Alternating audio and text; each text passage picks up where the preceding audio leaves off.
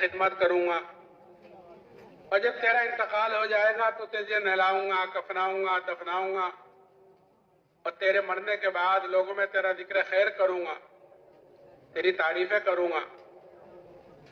आपने फरमाया ये भाई उसके अहल अयाल हैं, उसके घर वाले हैं। आप देखो कि जब आदमी का इंतकाल हो जाता है तो घर वाले कुछ दिन रोते हैं, तारीफें करते हैं, सिफात बयान करते हैं, और कुछ दिनों के बाद के फिर भूल जाते हैं। फिर आदमी को याद दिलाना पड़ता है, एक चचा भी थे, एक ताया भी थे। फिर दूसरे भाई को बुलाकर यही पूछता है कि भाई इस मुसीबत की घड़ी में तुम मेरी क्या मदद करोगे? वह कहता है कि भाई मेरा तेरा वास्ता तो जिंदगी तक का है कि जब तक तेरी सांसें चल रही है उस वक्त तक तुझे मुझसे जितना नफा उठाना है, फायदा उठाना है, उठा ले। कि जब तेरा इंतकाल हो जाएगा तो तू दूसरी तरफ जाएगा, मैं दूसरी तरफ जाऊंगा, मेरा रास्ता अलग होगा, तेरा रास्ता अलग हो जाएगा। आपने फरमाया ये भाई उसका माल है कि जो यही साथ छोड़ देगा। देखो आप कोई चीज इंसान के साथ नहीं जाती। अगर अंगूठी पहन रखी और अंगूठी नहीं निकलती तो उसको भी काट कर निकाल लेते हैं। कफन भी इसलिए पहना दिया जाता है कि ये इंसान अशरफुल मखलूकात है, इसकी बेहरमती ना हो जावे, इसकी बेपर्दगी ना हो जावे, नहीं तो कब्र में जाकर वो भी सलगड़ कर खत्म हो जाएगा। कि कल क़यामत के दिन हर आदमी अपनी कब्र से नंगा उठेगा। जिस तरह न दुनिया में नंगा आया था ऐसे ही हर आदमी अपनी कब्र से नंगा उठेगा।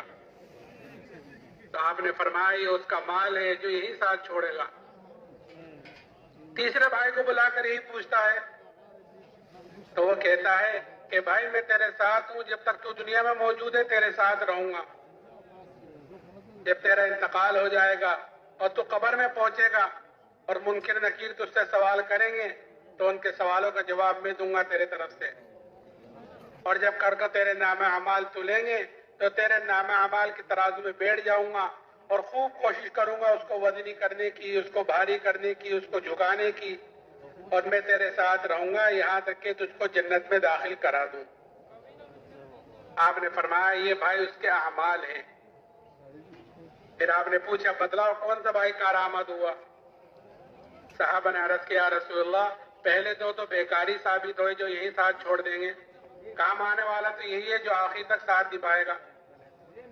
इसलिए दोस्तों बुजुर्गों हमें सबसे पहले अपने अमलों की तरफ से फिक्रमंद होना है कि हमारे बदन से निकलने वाले अमाल कैसे हैं। और अमाल का दारोमदार इंसान के यकीन के साथ है कि जैसे उसके अंदर का यकीन होगा बदन से निकलने वाले अमाल उसके एतबार से होंगे।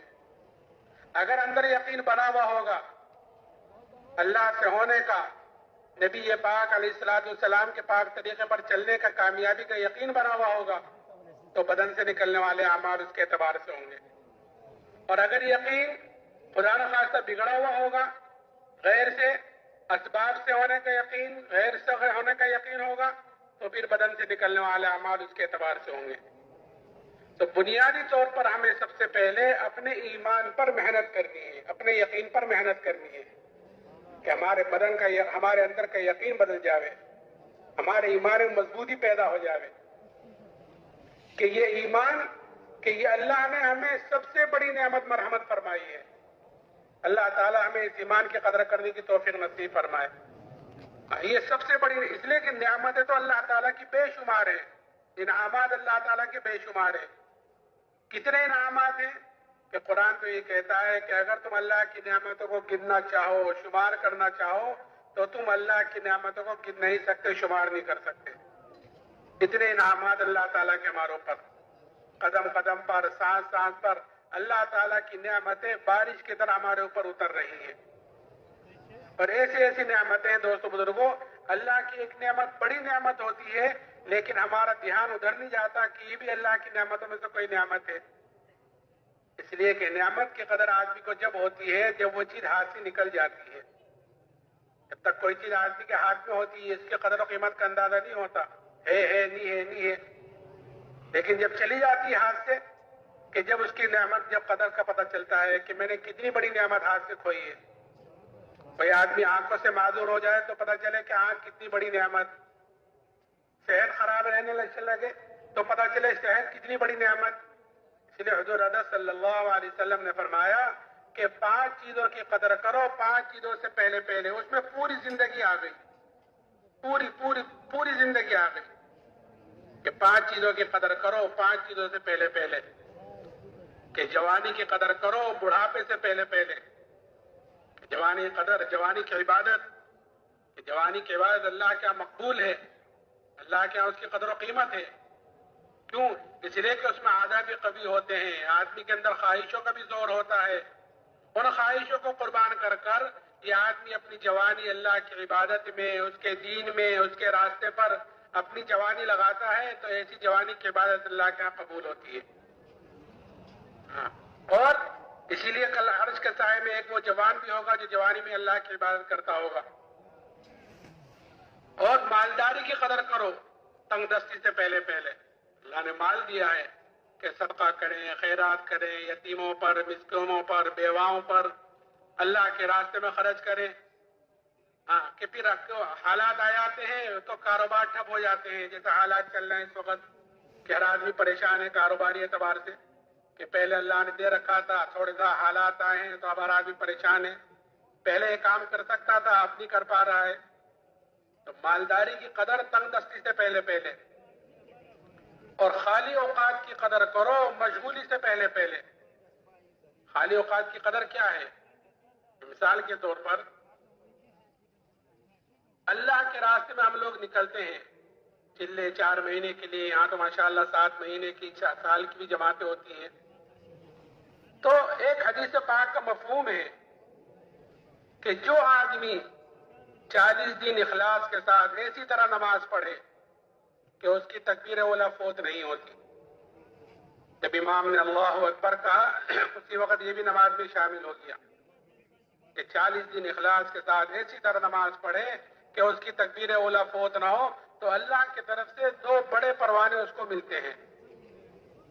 بڑے پروانے, ایک جہنم سے چھٹکارے کا اور دوسرا نفاق سے بری ہونے کا. یہ 2 بڑے پروانے اس کو ملتے ہیں جو 40 دن اخلاص کے ساتھ ایسی طرح نماز پڑھے کہ اس کی تکبیر اولا فوت نہ ہو.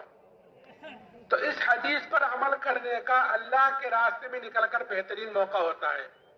کہ میں نے مثال کے طور پر جیسے کہا نا خالی اوقات کی قدر مشغولی سے پہلے پہلے, میں نے مثال کے طور پر کہا کہ ہم نے وقت کو فارغ کیا ہے, نہ گھر ہے, نہ کاروبار ہے, نہ بیوی بچے ہیں, نہ دوست احباب ہیں, نہ کسی کی خوشی میں جانا, نہ کسی کی غمی میں جانا, کہ ہر وقت مسجد ہی میں رہنا ہے. گشتوں کے لیے, ملاقاتوں کے لیے گئے, پھر مسجد میں کھانا پینا, سونا, اٹھنا, بیٹھنا. کہ اس حدیث پر عمل کرنے کا ایک بہترین موقع ہے خالی اوقات. ہم نے وقت کو فارغ کیا ہے. اگر اس حدیث پر یہاں عمل نہ ہوا تو گھر جا کر اس حدیث پر عمل کرنا مشکل ہو جائے گا کہ وہاں مشغولی کا وقت ہو گیا. گھر ہے, کاروبار ہے, بیوی بچے ہیں, کسی کی خوشی میں جانا ہے, کسی کی میت میں جانا ہے. کہ اگر عمل کرنا بھی چاہے 36 دن تک پڑھتا رہا, ایک دن چھوٹ گئی کہ اس فضیلت سے تو محروم ہو گیا. تو خالی اوقات کی قدر کرو مشغولی سے پہلے پہلے, اور زندگی کی قدر کرو کہ موت سے پہلے پہلے. کہ 5 چیزیں بتلائیں کہ زندگی کی قدر موت سے پہلے پہلے. تو میں نے کہا انعامات اللہ تعالیٰ کے بے شمار ہیں, لیکن ان تمام نعمتوں میں جو سب سے بڑی نعمت اللہ تعالیٰ نے مجھے اور آپ کو مرحمت فرمائی ہے وہ ایمان کی دولت ہے. اس لیے کہ آدمی خدا نہ خواستہ اگر ایمان کے بغیر اس دنیا سے چلا گیا تو آخرت میں اپنی جان کی فدیے میں دنیا کا سارا سونا چاندی بھی دے دے گا, تب بھی آخرت میں اللہ کے عذاب سے نہیں بچ سکتا. اتنی بڑی نعمت اللہ نے ہمیں مرحمت فرمائی. لیکن دوستو بزرگوں, جو چیز آدمی کو بغیر محنت کے, بغیر مجاہدے کے, بغیر قربانی کے ملتی ہے, آدمی کے اندر اس کی قدر و قیمت کم ہوتی ہے بنسبت اس کے جو چیز آدمی محنت کر کر حاصل کرتا ہے. کہ جس چیز پر آدمی کا جان, مال, وقت لگتا ہے, جس چیز کے لیے آدمی قربانی دیتا ہے, کہ اس کی قدر و قیمت آدمی کے اندر ہوتی ہے. کیونکہ ایمان ہمیں وراثت میں مل گیا ہے, تو اس لیے ہمارے اندر اس ایمان کی قدر و قیمت کم ہے. خاندان مسلمان, دادا باپ مسلمان, ہم مسلمان ہیں, گھر میں پیدا ہوئے, الحمدللہ ہم بھی مسلمان. حضور اقدس صلی اللہ علیہ وسلم نے اس ایمان کی اور ایمان والے کی قدر و قیمت بتلائی. تاکہ ہم جہاں ہوں ایمان کی طرف سے سب سے پہلے فکر مند ہوں کہ کیا قدر بتلائی، کہ یہ قدر بتلائی کہ جب تک ایک بھی ایمان والا اس دنیا میں موجود رہے گا کہ اللہ تعالیٰ اس سات زمین آسمان کے نظام کو باقی رکھے گا ایک ایمان والی کی وجہ سے، کہ ہماری قدر ہے اللہ کے ہاں، کہ اب اگر دنیا میں کوئی نہیں رہا اللہ اللہ کہنے والا، پھر چاہے دنیا انسانوں سے بھری ہوئی ہو کہ اللہ کو اس دنیا کی کوئی ضرورت نہیں، اللہ اس کو ختم کرے گا، کہ اس کا وجود ہی ایمان والے کی وجہ سے ہے، کہ یہ قدر بتلائی۔ اور قیمت کیا بتلائی کہ اگر رائے کے دانے کے برابر ایمان کو بچا کر لے گئے تو اللہ تعالیٰ اس دنیا سے 10 گنی بڑی جنت مرحمت فرمائے گا۔ اب جس کا ایمان جتنا اونچا ہوگا، جس کا ایمان جتنا اعلیٰ ہوگا، کہ کل قیامت کے دن اس کی اتنی بڑی جنت ہوگی۔ تو یہ اجتماعات کا ہونا اور یہ چلے 4 مہینے میں نکلنا، یہ اسی لیے ہے تاکہ ہمارے اندر اپنے ایمان کی کمزوری کا ہمارے اندر احساس پیدا ہو، اپنے دین کی کمزوری کا احساس پیدا ہو، کہ آدمی کے اندر جب کسی چیز کا کمزوری کا احساس پیدا ہو جاتا ہے، جب کسی چیز کا احساس پیدا ہو جاتا ہے تو کسی کو کہنے سننے کی ضرورت نہیں ہوتی، آدمی خود ہی اس کی فکر میں لگتا ہے۔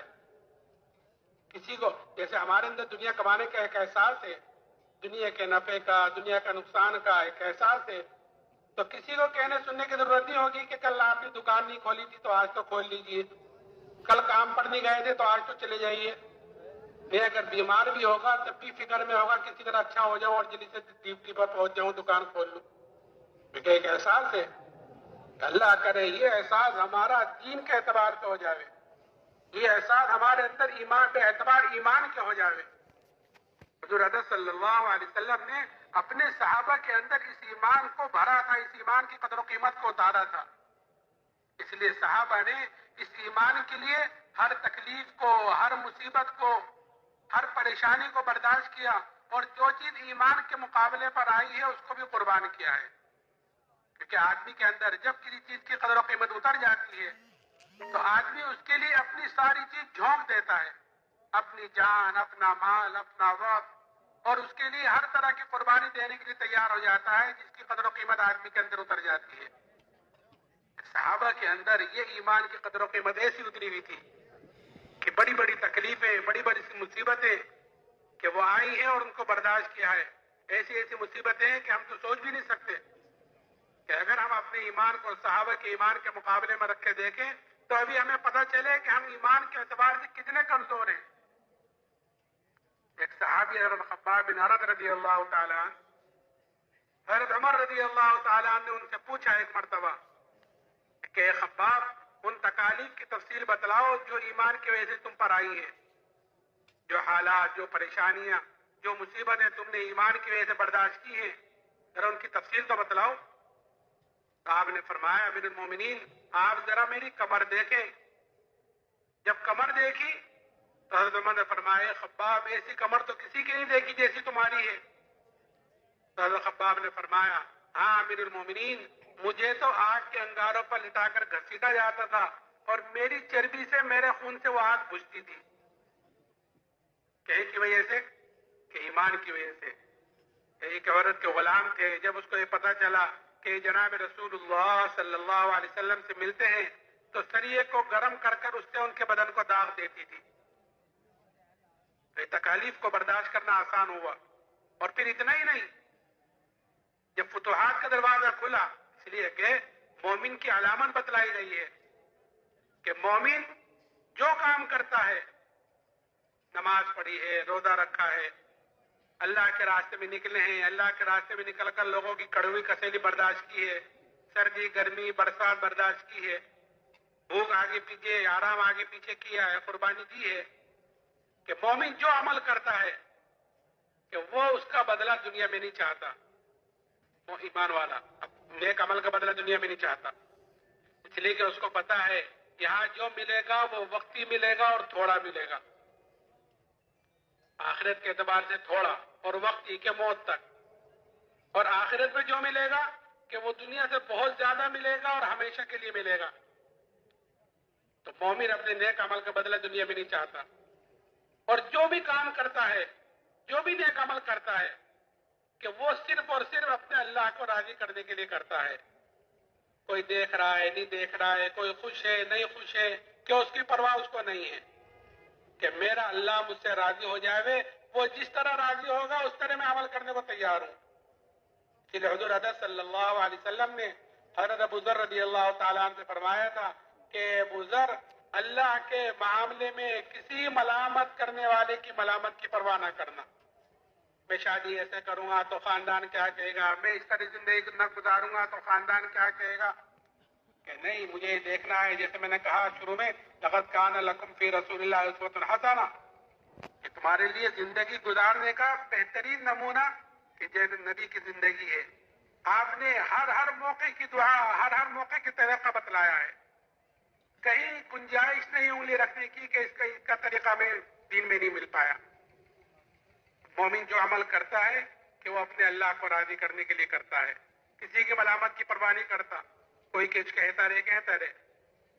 ایک مرتبہ حضرت جی مولانا انعام الحسن صاحب رحمۃ اللہ علیہ انگلینڈ کے سفر پر تھے، تو لندن میں ایئرپورٹ پر جماعت سے نماز پڑھنے لگے، جماعت سے نماز ہونے لگی.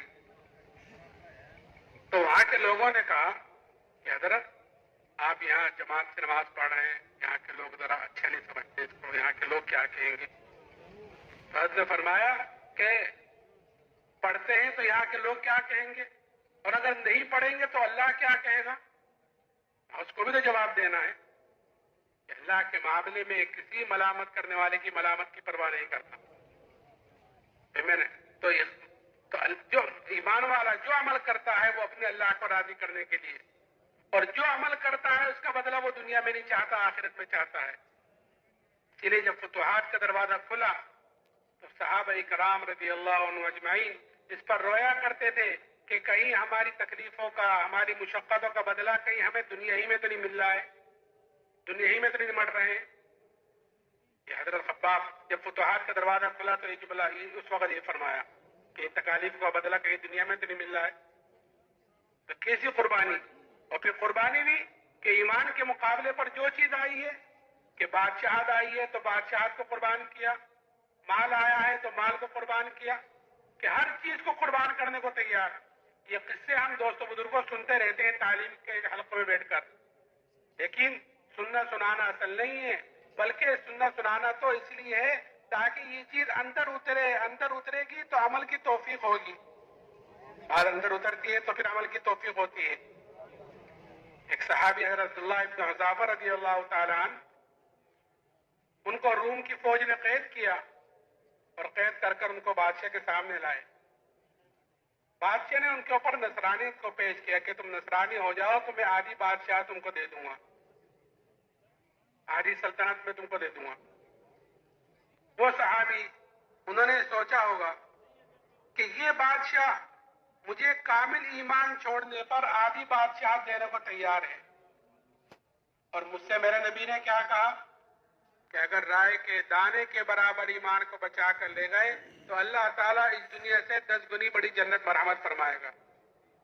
کہ کہیں دور دور تک بھی مقابلہ نہیں، کہا آدھی بادشاہ پورے ایمان چھوڑنے پر، اور کہا رائے کے دانے کے برابر ایمان کو بچانے پر کہ 10 گنی بڑی جنت.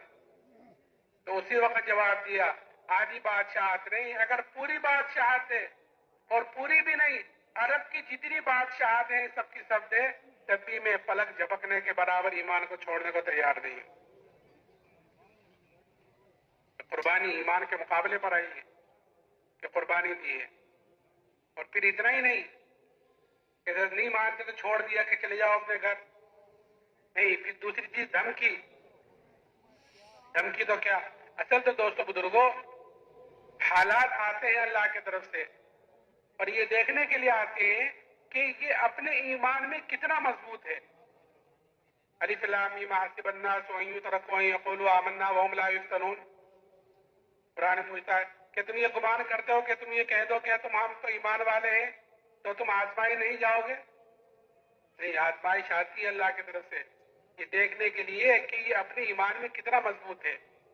حالات آتے ہیں تو جو ایمان والا ہوتا ہے وہ حالات کا مقابلہ حالات سے نہیں کرتا، بلکہ حالات کا مقابلہ اعمال سے، توبہ استغفار سے، اللہ کی طرف رجوع کرنے سے کرتا ہے کہ جب توبہ استغفار کرتا ہے تو پھر اللہ تعالیٰ حالات کو پلٹ دیتے ہیں، اس لیے کہ حالات کا تعلق دنیا کی کسی چیز سے نہیں ہے، بلکہ حالات کا تعلق اللہ کے فیصلوں سے ہے، اور اللہ کے فیصلے ویسے ہوتے ہیں جیسے انسان کے اعمال اوپر جاتے ہیں۔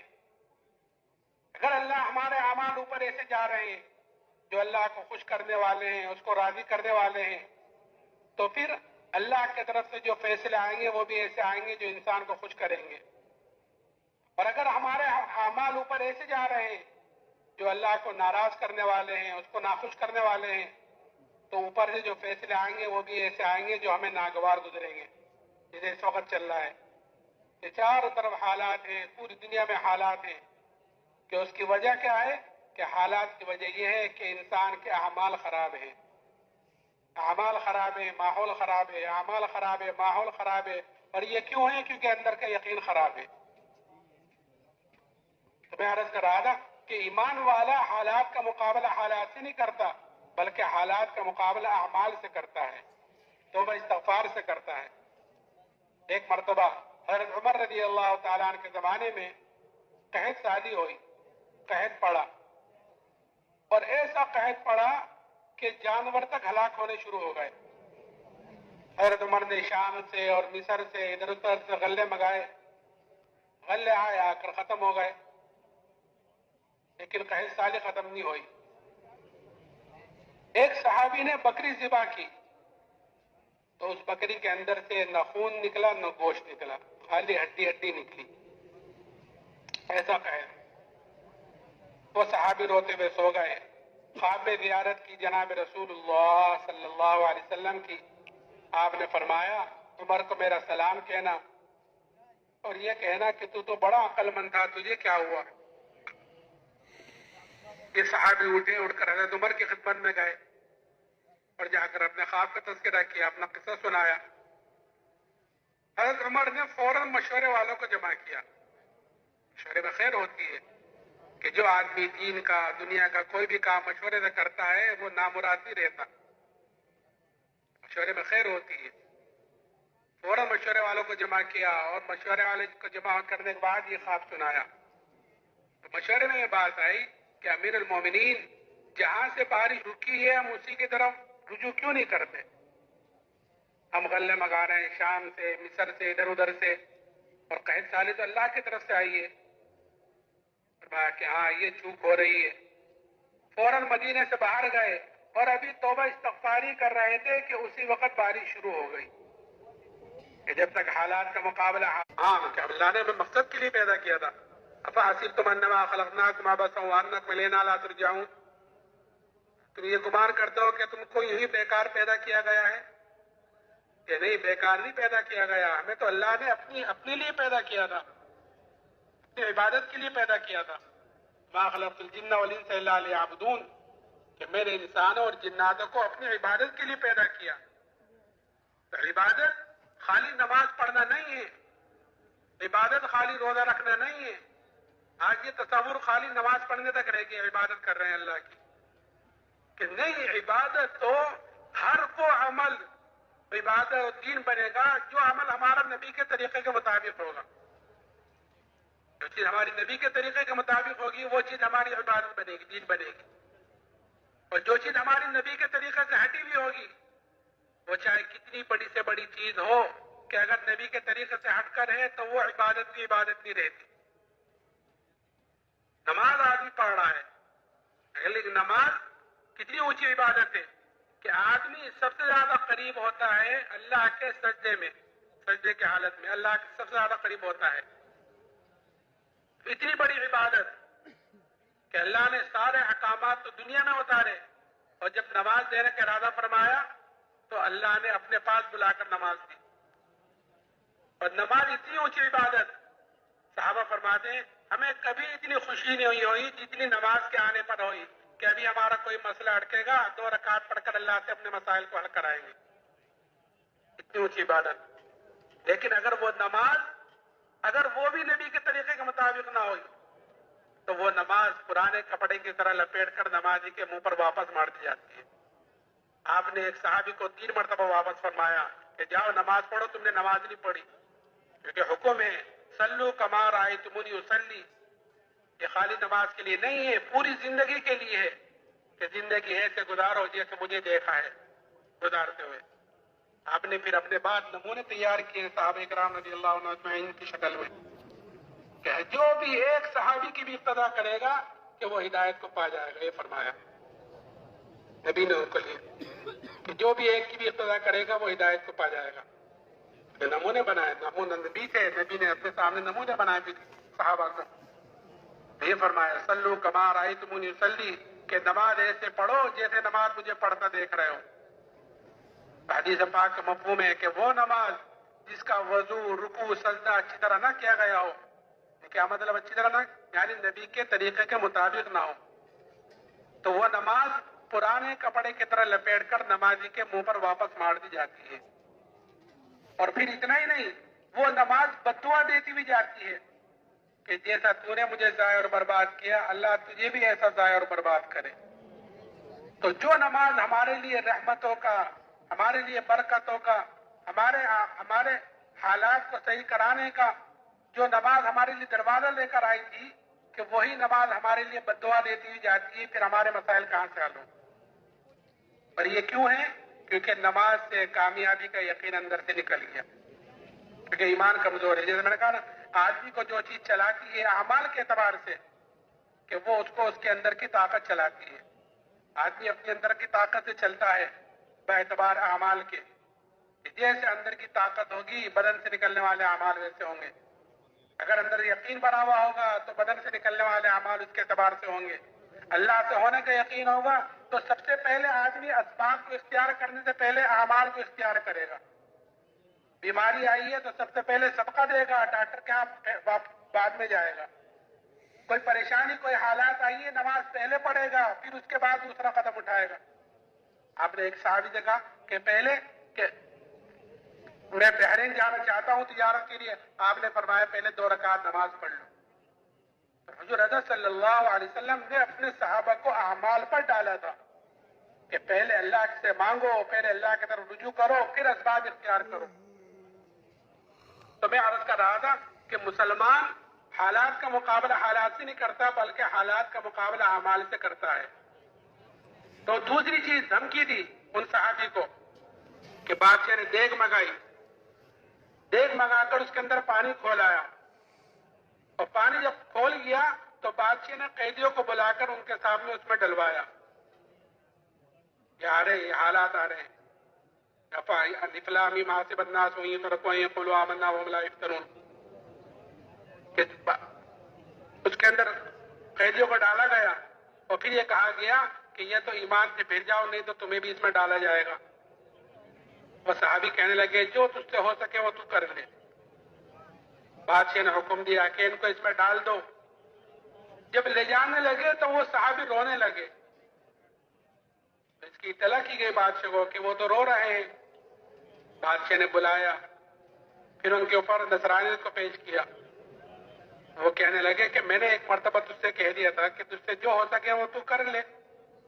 کیسے پھر رو کیوں رہے تھے؟ کہ میں تو اس لیے رو رہا تھا کہ میرے بدن کے اندر ایک جان ہے، وہ جان اس دیگ میں ڈالی جائے گی، ختم ہو جائے گی۔ میں تو اس لیے رو رہا تھا کاش میرے روئے میں جان ہوتی، میرے بدن کے اندر 100 جانیں ہوتی، اور وہ ساری کی ساری جانیں آج اس دیگ میں ڈالی جاتی، اور وہ ساری کی ساری جانیں میں اللہ کے نام پر قربان کرتا۔ کہ ایک جان کا کیا قربان کرتا، ایک جان کیا قربان کرنا۔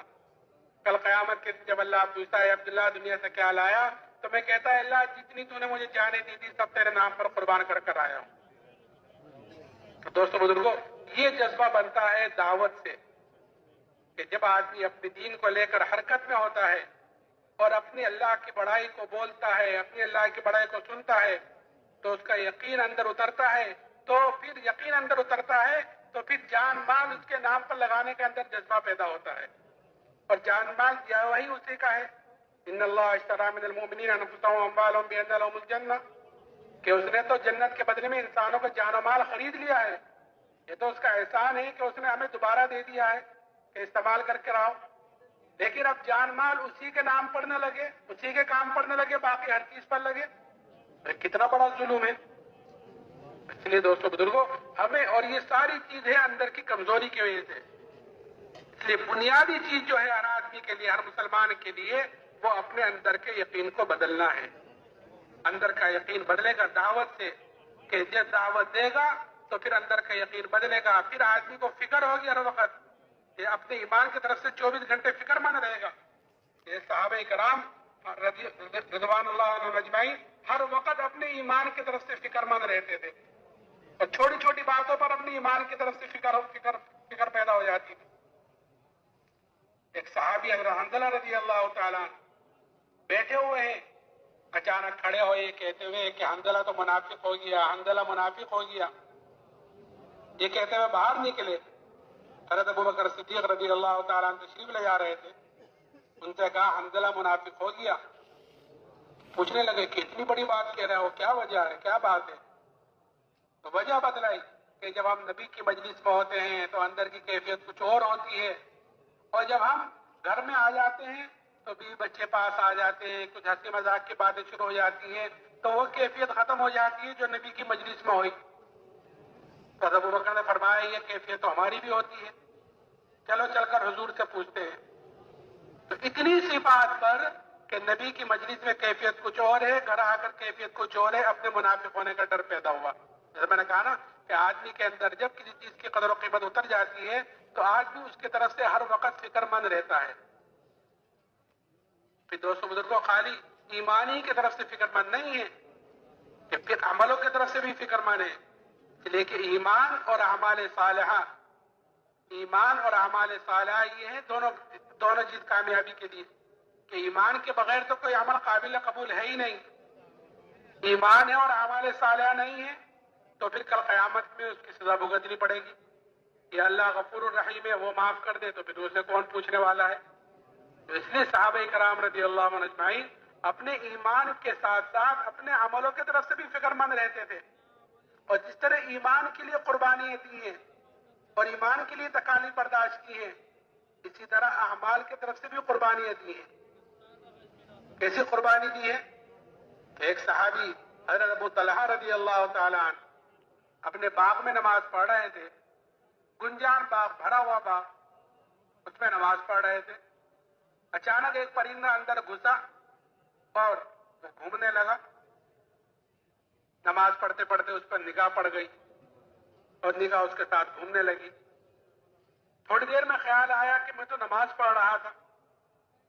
جب یہ خیال آیا کہ نماز پڑھ رہا تھا تو یہ بھول گئے کہ کتنی رکعتیں ہوئیں، 2 ہوئیں کہ 3 ہوئیں، یہ بھول گئے۔ سلام پھیرا، سلام پھیر کر فوراً جناب رسول اللہ صلی اللہ علیہ وسلم خدمت میں حاضر ہوئے اور جا کر عرض کیا، رسول اللہ یہ پورا کا پورا باغ اللہ کے نام پر صدقہ ہے۔ کیوں؟ کیونکہ یہ باغ ذریعہ بنا ہے میرے عمل کی خرابی کا، یہ باغ ذریعہ بنا ہے میری نماز کی خرابی کا۔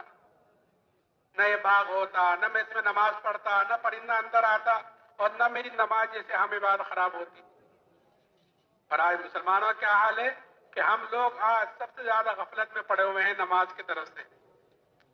حدیث میں آتا ہے کہ اسلام میں اس کا کوئی حصہ نہیں ہے جو مسلمان نماز نہ پڑھے۔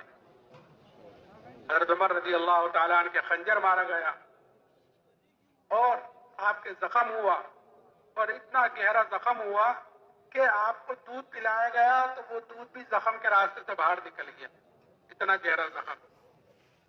بے ہوشی آپ پر، ساری کوششیں کی جا رہی ہوش میں لانے کی، ہوش میں نہیں آئے۔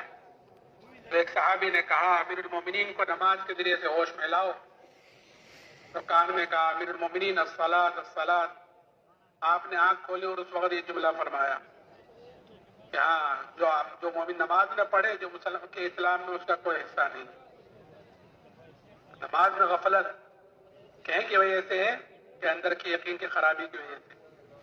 اس لیے دوستو بزرگوں، دعوت کے ذریعے سے ہمیں اپنے اندر کے یقین کو بدلنا ہے۔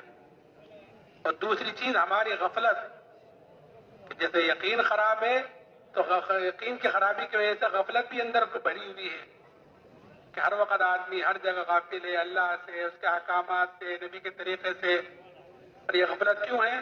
کیونکہ ہم نے اللہ کے ذکر کو چھوڑ رکھا ہے. تو اپنے اندر کی غفلت کو ختم کرنا ہے اللہ کے ذکر کے ساتھ.